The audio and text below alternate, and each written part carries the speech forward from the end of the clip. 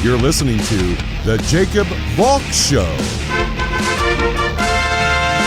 He's breaking down the latest and greatest in sports as only he can. Follow him on Twitter at RealJacobValk. Here he is, Jacob Valk.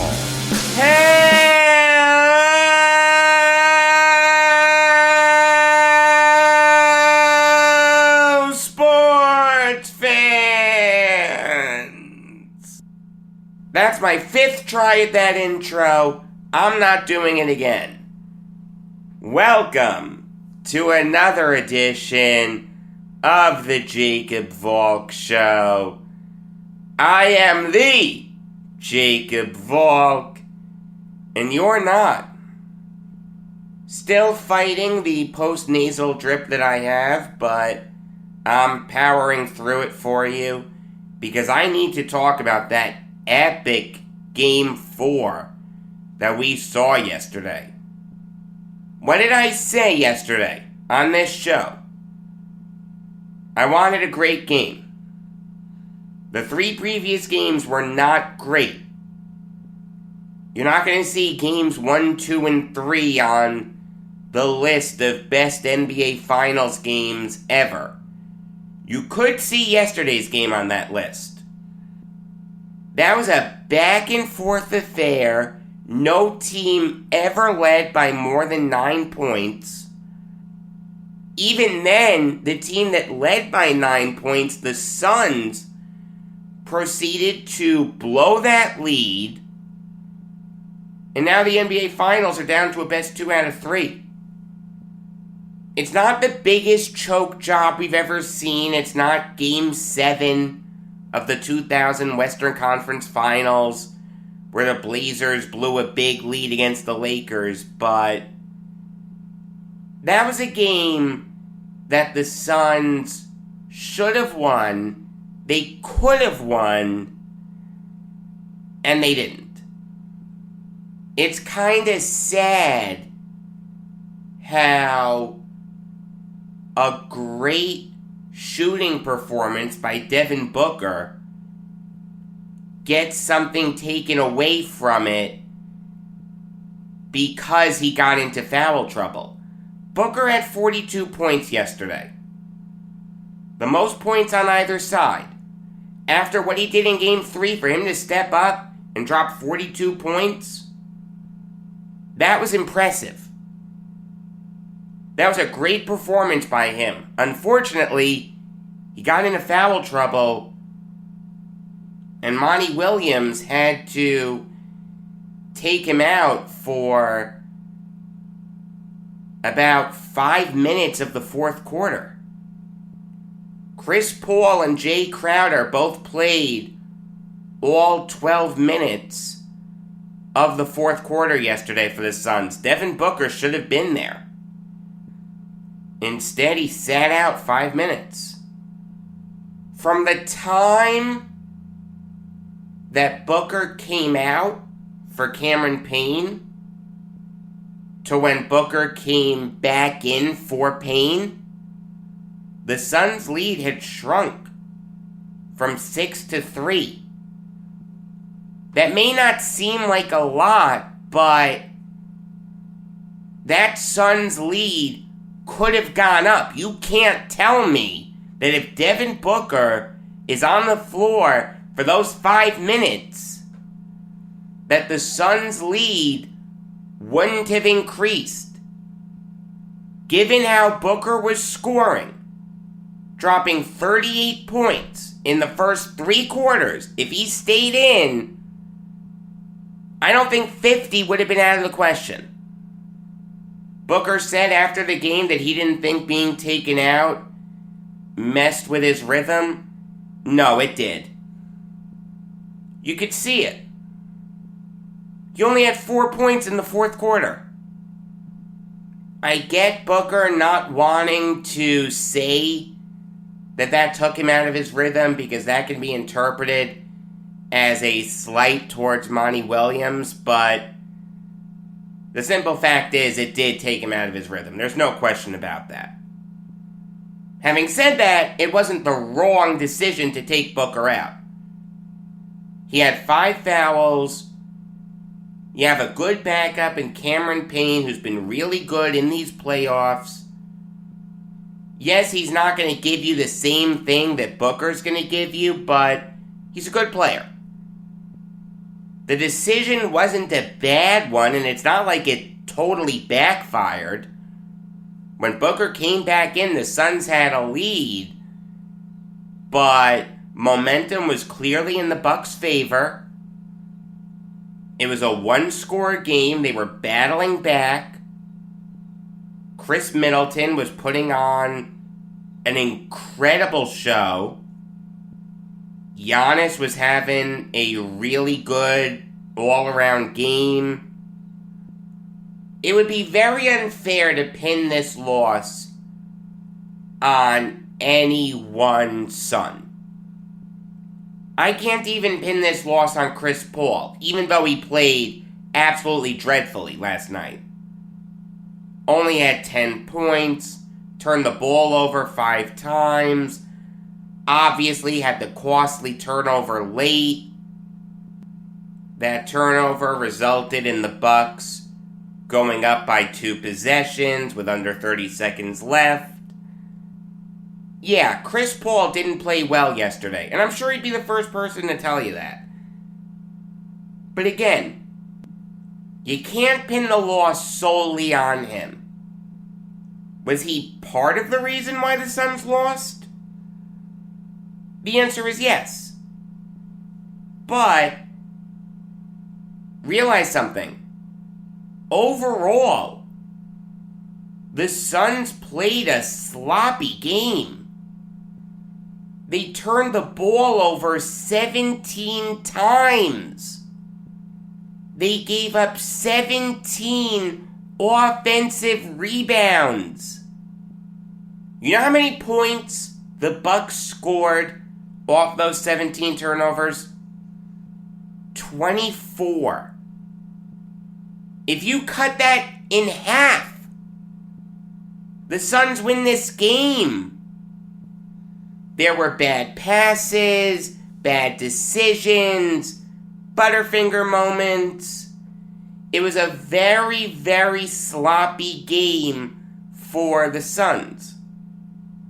If you want to say that Paul is the face of that, you can, but he didn't turn the ball over 17 times. He turned it over just 5 times. Compared to 17, 5 is a very small number.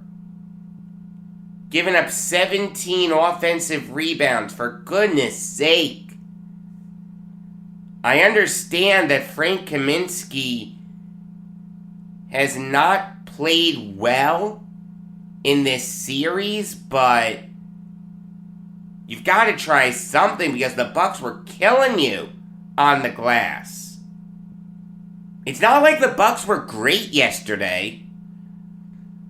They shot 40% from the field, 24% from beyond the arc. What they did was just capitalize on the Suns' mistakes. The Suns gave this game away to the Milwaukee Bucks. This is a choke job by the Suns. Again, it's not as bad as Blazers-Lakers, but depending on what happens in games 5 and 6, maybe 7, it's possible that we could look at this game as the turning point of this series.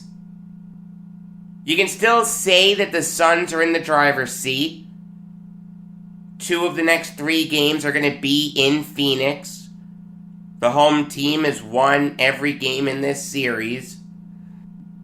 You know that place is going to be rocking just like the Pfizer Forum was. This series isn't over by any stretch, but as a Suns fan, you have a right to be upset.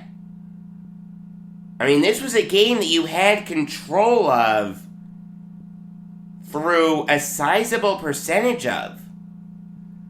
You have a 9-point lead in the fourth quarter.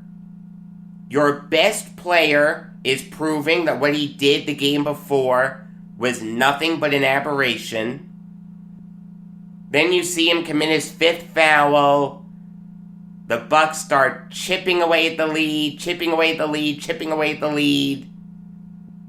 Chris Middleton can't miss.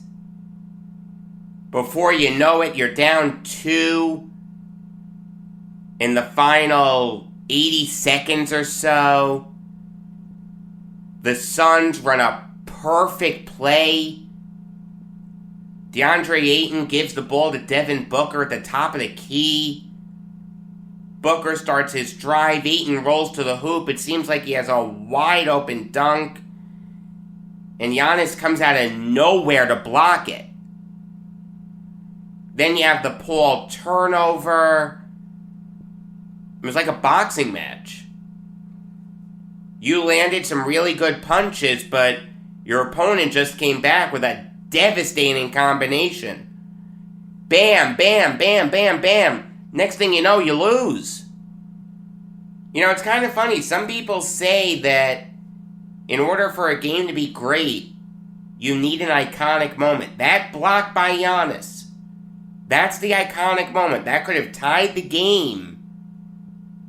Instead, the Bucks were able to take a lot of time off the clock.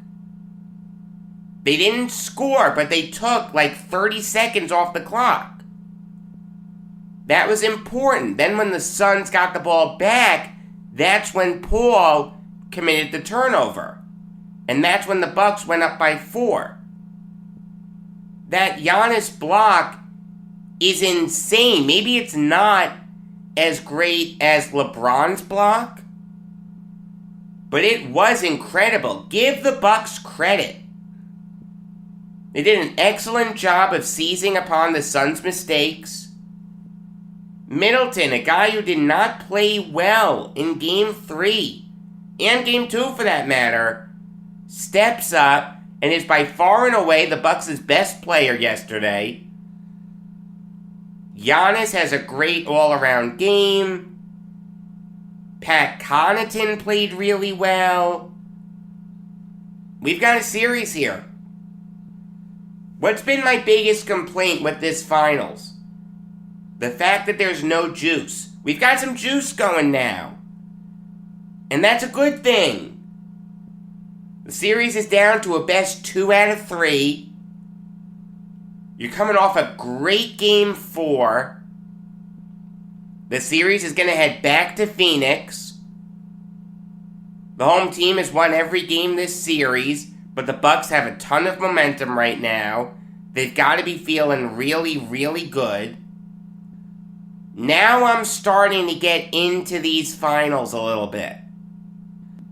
Which is good. I want to be into these finals.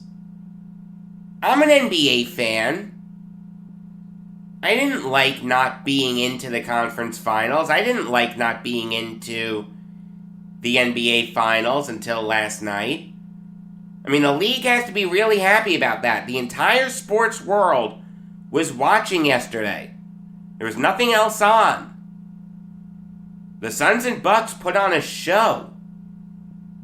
Saturday night's going to be really interesting. I'm going to be into that game a lot. Let me tell you. There is some other NBA news to talk about. According to Shams Charania and Fred Katz of The Athletic, Wes Unseld Jr. is now the favorite to become the next head coach of the Washington Wizards. Yesterday it came out that it was between him, Darvin Ham, and Charles Lee. Ham and Lee are both Bucks assistant coaches. It seems like the Wizards are going to go with the Nuggets associate head coach and someone who just so happens to be the son of one of the greatest players in Washington Wizards history. hiring Unseld would be a great move. I like the familial connection. It's kind of interesting. We all know how great Unseld was as a player. Fantastic rebounder, 5-time All-Star, won an MVP, won a Finals MVP. He's a Hall of Famer. Then, after his career was over, he went on to coach the Washington Bullets, who obviously would then go on to be renamed as the Washington Wizards. So the Wizards are going to have the son of their former coach coaching them.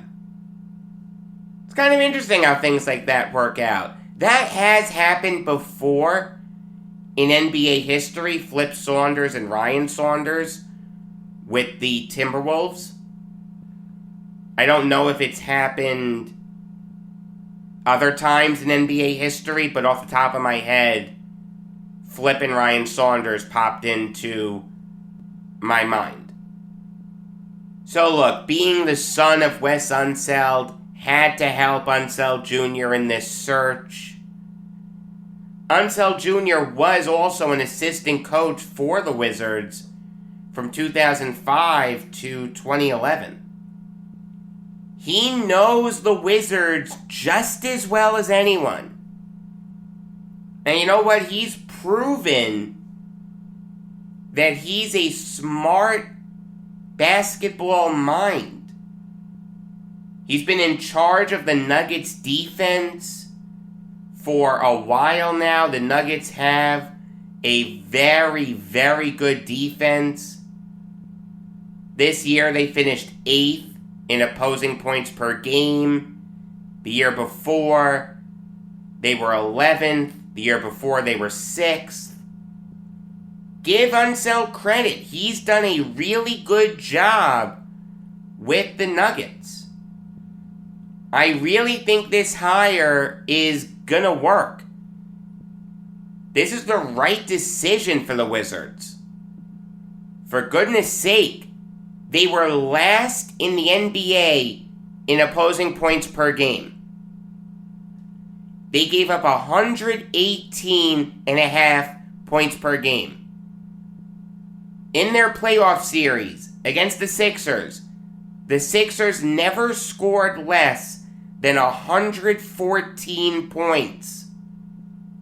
And that game that they scored 114 points was the game that Joel Embiid only played 11 minutes in. Unseld should be able to fix this Wizards defense. I don't know how he's going to get along with Russell Westbrook. Westbrook isn't the easiest guy to get along with.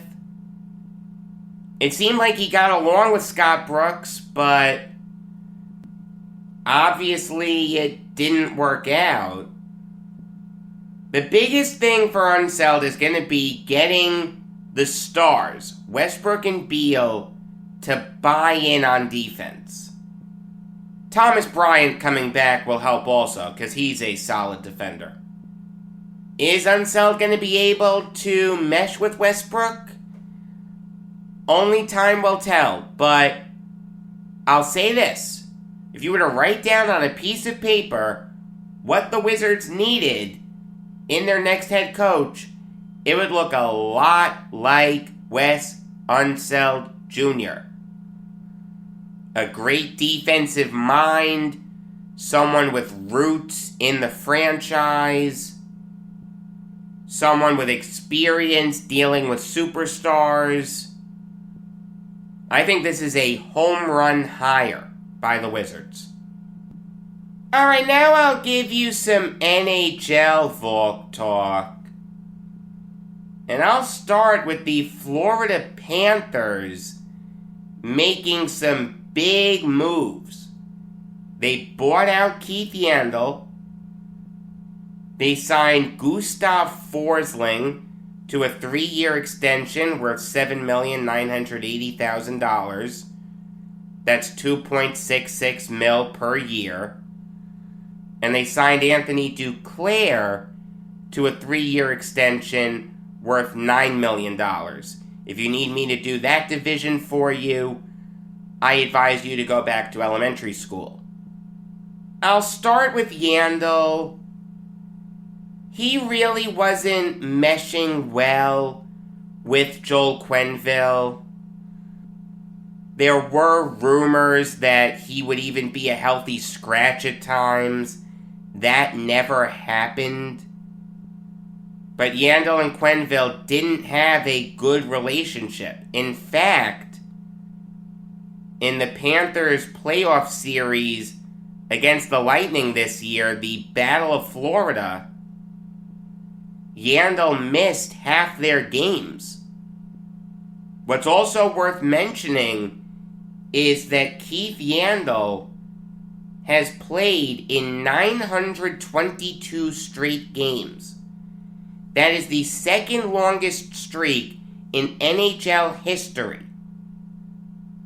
In answer to your next question, Doug Jarvis holds the all-time record as he played in 964 straight games. Jarvis was a really, really good Canadian and Capital. So Yandel could break that record next year. Brings up an interesting question. Will another team give him a shot? The answer is probably, but it's not a guarantee. Keith Yandel has been in the NHL for a really long time, mainly because he's a great offensive defenseman. But he took a major step back last year. Yandel has never been good defensively. He's a career minus 56. But you put up with that because he has 600 career points. So once Yandel's point production drops, it gets harder and harder to overlook his defensive inefficiencies. Last year he had just 27 points. That's a point in almost every other game. That's not bad, but that's the lowest mark he's ever had in a season since his sophomore year in the NHL. I thought of him for the Islanders, since he is a lefty defenseman, and as I've established, the Islanders will need lefty defensemen, but I don't see him working in Barry Trotz's system. A return to the Coyotes would be nice. Let him break Jarvis's record with the team that he started the streak with. I'll say this, there will be room for Yandel. Alex Goligoski's a free agent. He's probably going to go somewhere else. That's where I think he's going to go. If you put a gun to my head, I'd say that Keith Yandel's going to go to the Coyotes. As for the Forsling extension, this is a really good move for the Panthers. Forsling had a really good year last year, 17 points in 43 games. He was a plus 17. Played well against the Lightning in the playoffs. He's not the most household of names, but you know what? The Panthers gave him a chance. They developed him properly, something that the Blackhawks didn't do. Something that the Hurricanes didn't do. Hell, something that the Canucks didn't do. Forsling's been around the block. He's found a home with the Panthers. This is a good move. The contract is more than fair. I could see Forsling being a solid defenseman for the Panthers for a long time. And speaking of players finding a home with the Panthers, Anthony Duclair certainly fits that description. I don't understand why Duclair has bounced around as much as he has. He's a really good player. He's the kind of guy who in a perfect world, you want on your third line. You could get away with him on the second line, but I don't think it's ideal. I mean, I feel like that's part of it. When Duclair was traded from the Rangers to the Coyotes, and even after his first year with the Coyotes, there was a sense that he could turn into a really good top six forward. But he did hit the wall a little bit. Interestingly enough, you know who Duclair was traded for? Keith Yandle. So on the same day that Keith Yandle gets bought out by the Panthers, Anthony Duclair finds a home with the Panthers. And no one deserves it more than him. Coyotes gave up on him in his age 22 season. He went to the Blackhawks, then he went to the Blue Jackets, then he went to the Senators, finally ended up with the Panthers. Put up 32 points in 43 games. He was a plus 27. He changed his game around a lot. He used to really focus on scoring. Now he's turning into more of a passer. That's what Joel Quenneville wants. He wants good, fundamental hockey players. I mean, I like Duclair a lot. I'm glad that he's found a home with the Panthers. No one deserves it more than him. He certainly paid his dues. Good job by the Panthers. All three of these moves make sense. Moving on now to the Penguins signing Teddy Blueger to a 2-year extension worth $4.4 million. And this is a good move for the Penguins. Blueger's a good two-way center. With the depth that the Penguins have at center, you saw him on the fourth line a lot. The reality is you could put Blueger on the third line and he'd hold his own. He had 22 points for the Penguins last year in 43 games. Plays the game the right way. Very disciplined player. Sound defensively. $2.2 mil per year is more than fair for Blueger.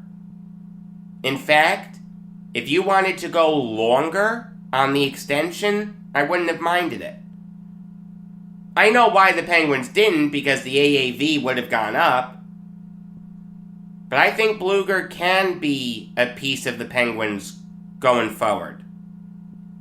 Lord knows they need it, because the Crosby, Malkin, and Letang core isn't going to get the job done anymore. I think some tough conversations are going to need to be had in Pittsburgh sooner rather than later. But I don't want to go too far down that rabbit hole. This is a good move by the Penguins to re-sign Blueger. I do want to talk about a really sad death that happened in the sports world. It broke yesterday that Dick Tidrow died on Saturday at the age of 74. When you think about the mid-70s Yankees, you think about guys like Chris Chambliss, Greg Nettles, Roy White, Ron Guidry, Goose Gossage, Sparky Lyle, etc., etc. But Dick Tidrow was an integral part of those teams as well. He didn't start out his career with the Yankees, though. He started his career with the Cleveland Indians. When you think of Tidrow, you think of him as a reliever. He came up as a starter. He wasn't a great starter, but he wasn't an awful starter. The Indians did give up on him pretty early. In a trade that was known as the Friday Night Massacre, he was traded along with Chambliss and Cecil Upshaw to the Yankees for Fred Bean, Tom Buskey, Steve Klein, and Fritz Peterson. This trade was not liked. It was killed. The players complained in the press. The fans didn't like it. It was called the Friday Night Massacre. The thinking was, how do you trade 4 pitchers for these guys who haven't set the world on fire? Fred Bean was actually a solid pitcher for the Yankees. Tom Buskey at one point was thought of as a decent middle reliever. Steve Klein had talent, but he blew out his arm. Fritz Peterson had talent. Integral part of the Yankees in the late 60s, early 70s. You're getting a guy in Chambliss who hasn't set the world on fire. Tidrow hasn't set the world on fire. And Cecil Upshaw, solid player, but you had younger, better options. That was the thought. Well, the trade did work for the Yankees. As we all know, Chambliss sent the Yankees to the 76 World Series by hitting the walk-off home run against the Royals. Would become a much-loved figure with the Yankees, was a coach for them, appeared at Old Timers Days. It was actually a good trade for the Yankees, and Tidrow was a big part of that.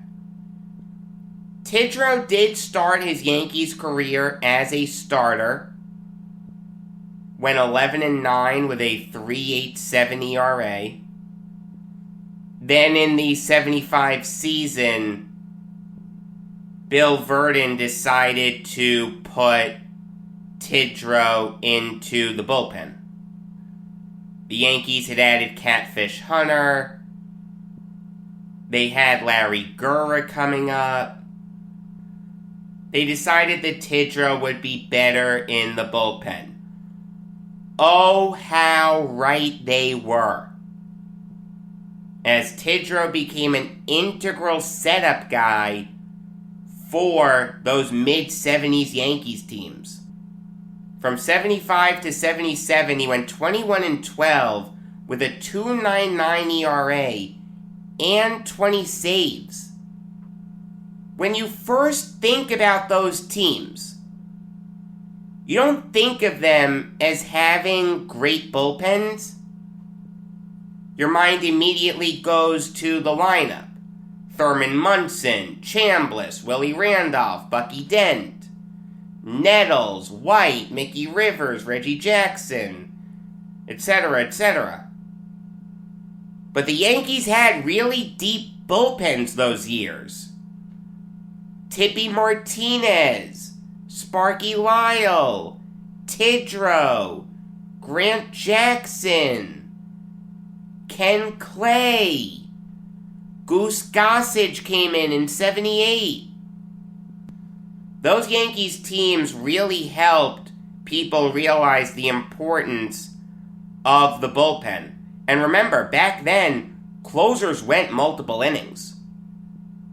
And they did that back-to-back days.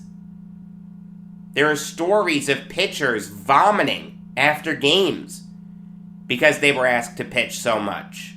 You know what? They did it. Obviously, the Yankees made the playoffs in 1976.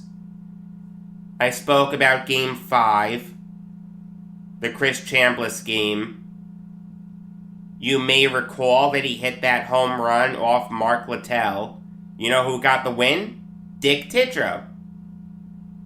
The Yankees were up 6-3 headed into the top of the 8th of that game. Ed Figueroa started the inning, gave up a hit to Al Cowens. Grant Jackson came in, gave up a single, then George Brett tied the game at 6 on a 3-run home run. Tidrow came in to pitch the 9th. Then in the bottom of the 9th, Chris Chambliss, the first guy up for the Yankees, won the pennant for him. The World Series that year against the Big Red Machine was a rout. In Game 4, Tidrow came in relief of Ed Figueroa after he was struggling in the top of the ninth. It was 3-2 Reds at this point. If the Yankees are going to come back, they really need to hold the Reds scoreless here. But Johnny Bench hit a 3-run home run to make it 6-2. It later became 7-2. Not a good showing by the Yankees. The year after, Tidrow started the year in the bullpen. He was moved into the rotation after Hunter and Don Gullett got hurt. Tidrow pitched really well in the rotation that year. Went 5-0 with a 2.31 ERA. He was moved back into the bullpen for most of the 77 postseason. Obviously, the Yankees won that World Series. In 78, Billy Martin started Tidrow in the rotation. And he was decent. Went 7-11 with a 3.84 ERA. But the highlight of his Yankees career came with Bob Lemon as manager. It's Game 4 of the 78 World Series. Ed Figueroa started, only made it through 5 innings. The Dodgers are up 3-0 at this point. Dick Tidrow comes in and really needs to hold the Dodgers scoreless. You gotta realize something. At that point, the Dodgers were up 2-1. If they had won that game, they would have been up 3-1. Obvious statement of the year coming up. There's a big difference between being down 3-1 and being tied at 2 games apiece. They really needed Tidrow to shut the door, and he did. Pitched a scoreless 6th inning, scoreless 7th inning, and a scoreless 8th inning. The Yankees tied the game at 3. It went into extra innings. Lou Piniella hit a walk-off single to win the game. The Yankees would then go on to win games 5 and 6. The year after that, Tidrow really got off to a bad start with the Yankees, had a 7.94 ERA. They ended up trading him to the Cubs for Ray Burris. And with the Cubs, Tidrow did turn his career around. He finished the 79 season going 11-5 with a 2.72 ERA. The year after that, he led the majors in games pitched with 84. He went 6-5 with a 2.79 ERA. He hung around for a few more seasons.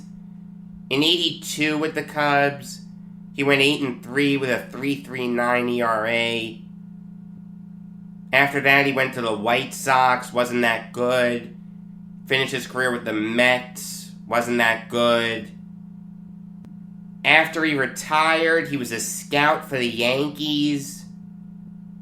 Then he went to the Giants and helped them build those 3 World Series winning teams in 2010, 2012, and 2014. He helped develop that great homegrown core that the Giants had. Dick Tidrow is a very underrated figure. He really shouldn't be. He won 2 World Series as a player, 3 as an executive. May he rest in peace. Alright, here's my interview with Tommy Phillips. You're listening to the Jacob Valk Show. I am Jacob Valk, and I'm fortunate enough to be joined by Tommy Phillips, the author of Penn State Bowl Games, A Complete History. Tommy, how are you? Good. I'm doing great.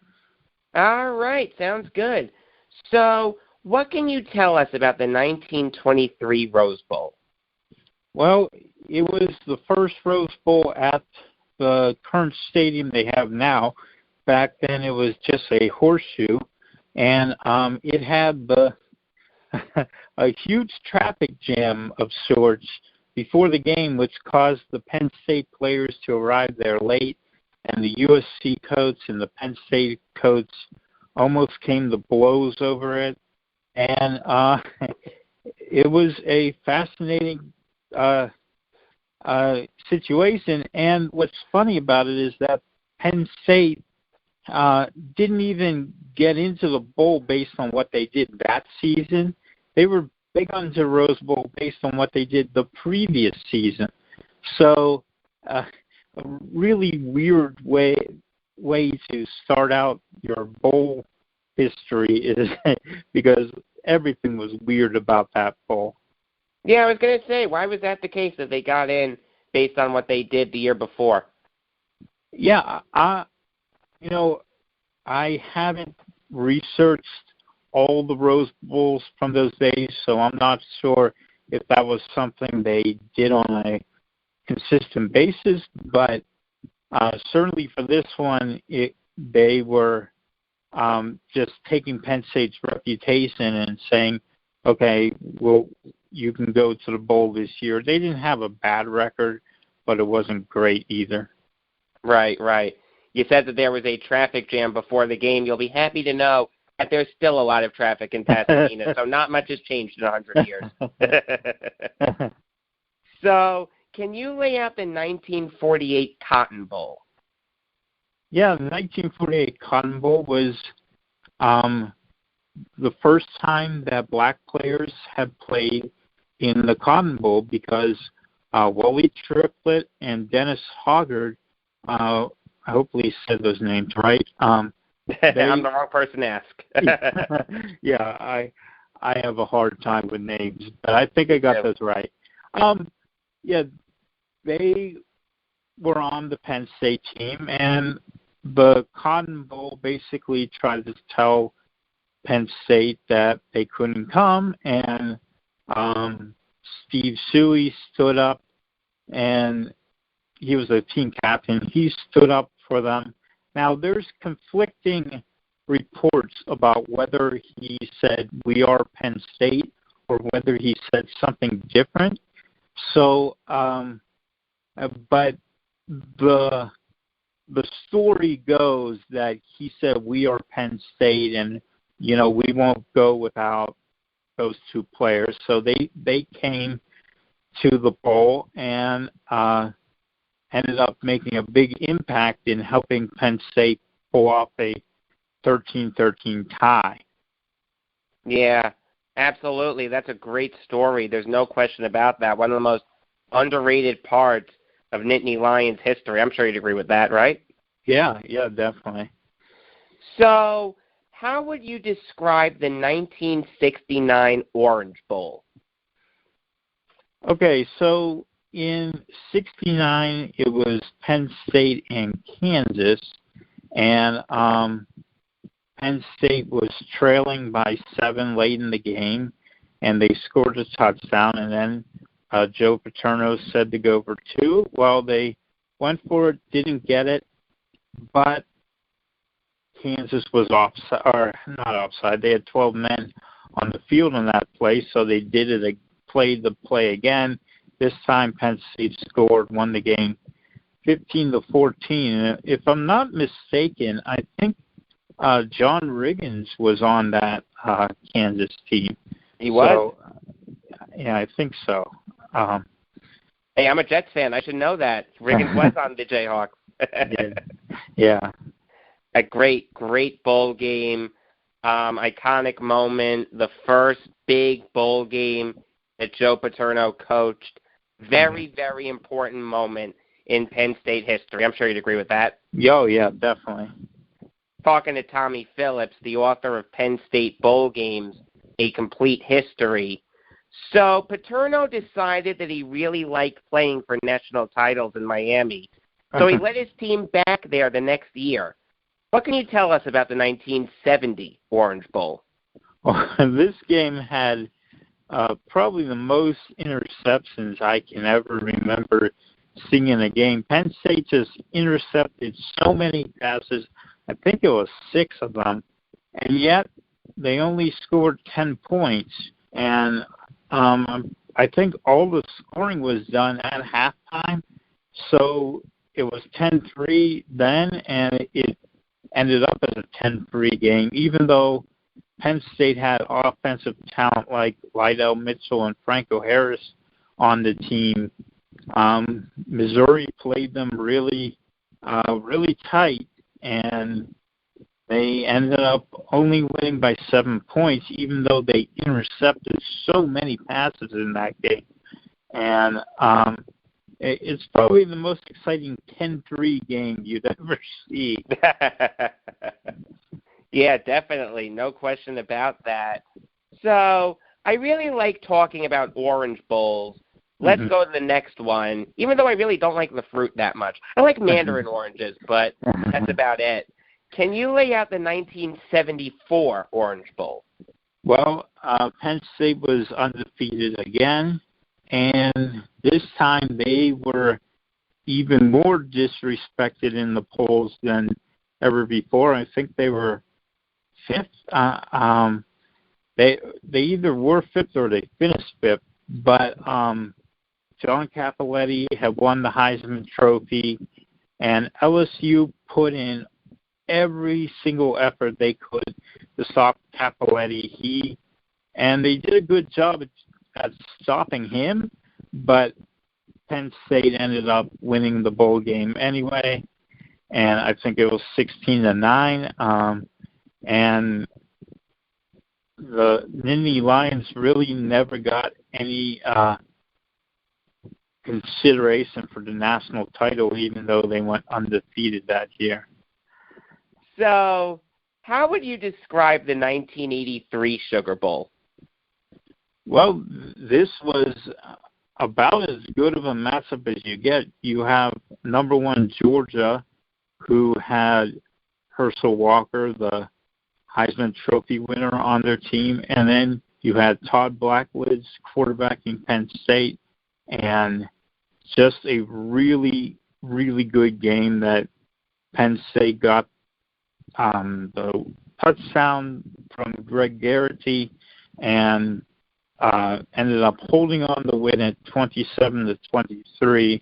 Interesting note is that Georgia went for 2 late in that game because they didn't want the game to end up in a tie, since there was no overtime at the time. Then they didn't want to have to end in a tie with a field goal. So they went for 2, they didn't get it, and they ended up not really getting another chance with the ball anyway. So Penn State won that game, and that was their first national title. Yeah, definitely. It's kind of interesting when you realize that it took Joe Paterno until 1983 to win his first national title. Isn't that bizarre? Yeah, kind of like Bobby Bowden too. He also had a long wait. He took over in the late 70s at Florida State, and it took until 1993 for him to win his first national championship. Right. Yeah, it's kind of interesting how things like that work out. And Nick Saban has like 1 million. You should share some. Yeah. Talking to Tommy Phillips, the author of Penn State Bowl Games, A Complete History. So, what can you tell us about the 1987 Fiesta Bowl?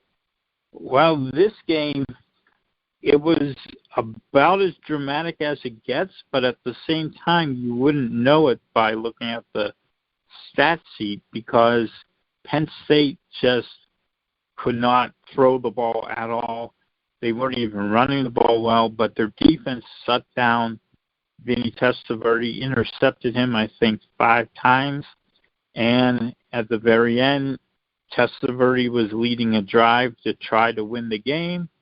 And Pete Gifopoulos picked off a pass to hold on for a 14-10 victory.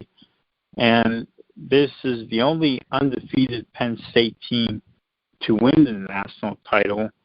And kind of like in the previous game we're talking about, Penn State was the number 2 team and the underdog going into the game. Yeah, another guy who played really well in that game, Shane Conlon, former linebacker. He was really good. What are your thoughts on that? Oh, he was probably one of the best defensive players in Penn State history, at least in bowl games. And I think in my book I ranked him pretty high. But in what ranking? I can't remember. It was a top 10 defensive players. I forget where I put him, but I know he was in my top 10 and pretty close to the top. So he should be. Should be right up there with guys like Jack Ham, Greg Buttle, LeVar Arrington, no question. Yeah. So can you lay out my favorite Penn State bowl game, the 1989 Holiday Bowl? Yeah, this was a crazy game.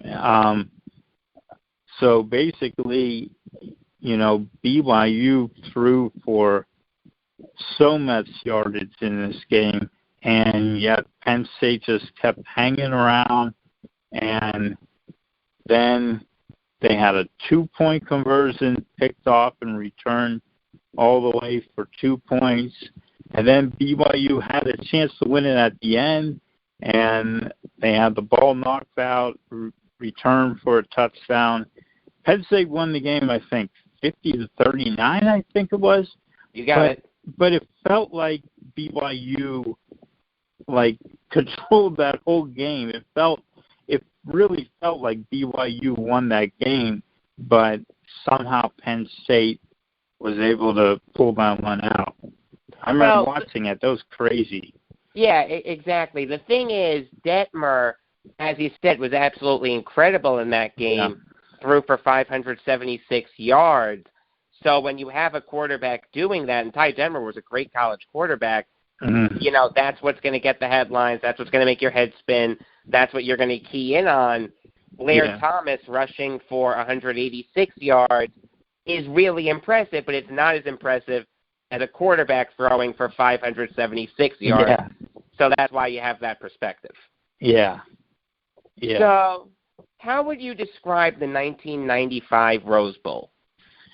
Well, it was a disappointment, to be sure, because Penn State was now part of the Big Ten, and even though they were in, the granddaddy of them all, the Rose Bowl finally, they kind of didn't want to be there because they would have rather been in Miami playing Nebraska for the national championship, but they weren't allowed to. So the night before, Nebraska had won their game and basically clinched the national title. So Penn State was kind of just playing for second, but Kajana Carter had a huge game and again, kind of like the Holy Bowl we were just talking about, the Oregon quarterback, I think he was named O'Brien. I'm having a hard time remembering that, but he threw for the most yards in Rose Bowl history, and Penn State still won by 18. If I may just correct you for a moment, it was Danny O'Neill. That's who the quarterback was. Yeah, but you got it close. I'll give you credit for getting it close. Talking to Tommy Phillips, the author of Penn State Bowl Games, A Complete History. And, Tommy, I'll get you out on this. What can you tell us about Paterno's last bowl game, the 2011 Outback Bowl? Oh, it's just a complete meltdown on offense. And, it was rather embarrassing how many interceptions they threw.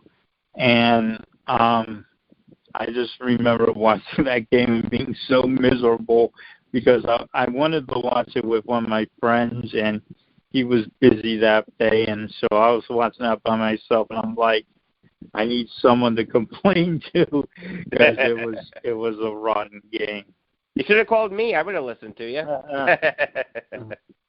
Yeah, Matt McGloin was terrible in that game, threw 5 interceptions. And it's kind of sad that that's how Paterno ended his bowl career. Obviously, ended his Penn State career with the Sandusky thing. This isn't the time to get into it, but it's just sad that Joe Paterno's career ended with a whimper. There's no question about that. Yeah. All right, Tommy, thank you so much for your time. Thank you very much. I appreciate it. All right, that was Tommy Phillips. His book is Penn State Bowl Games, A Complete History. Thanks for listening. Here comes the outro. Thanks for the plug, Jacob from the past. It does mean a lot. Until tomorrow, I am Jacob Valk saying that Mickey Mantle was a vice president in charge of special marketing. That meant that he got to play golf and go to cocktail parties. He was pretty good at his job.